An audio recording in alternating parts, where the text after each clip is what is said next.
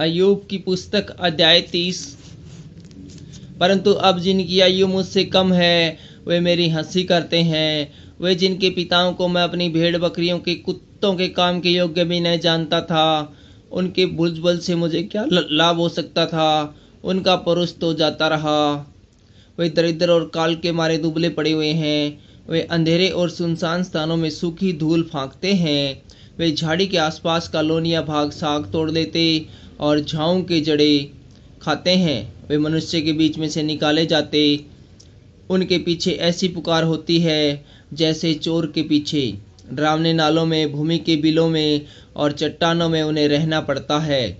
वे झाड़ियों के बीच रेंगते और बिच्छू पौधों के नीचे इकट्ठे पड़े रहते हैं। वे मूढ़ों और नीच लोगों के वंश में है।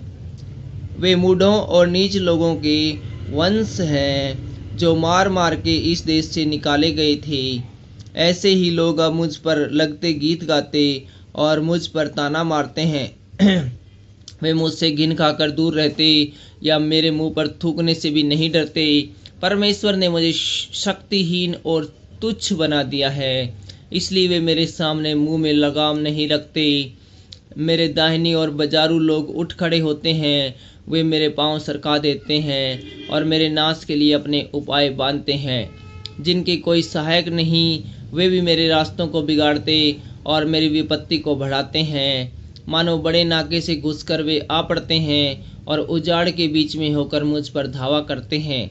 मुझ में घबराहट छा गई है और मेरा रईसपन मानो वायु से उड़ाया गया है और मेरा कुशल बादल के समान जाता रहा। अब मैं शोक सागर में डूब जाता हूँ। दुख के दिनों ने मुझे जकड़ लिया है।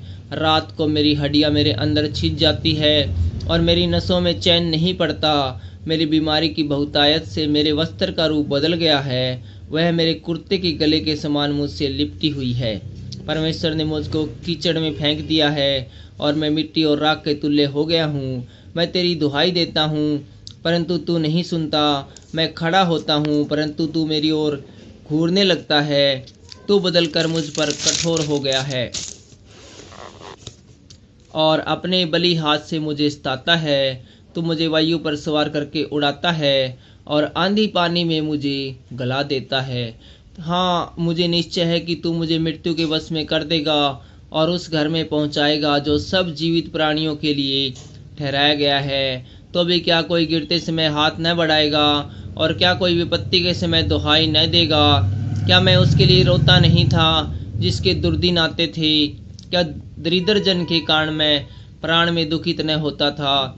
जब मैं कुशल का मार्ग जोता था तब विपत्ति आ पड़ती और जब मैं उजियाले की आशा लगाए था तब अंधकार छा गया।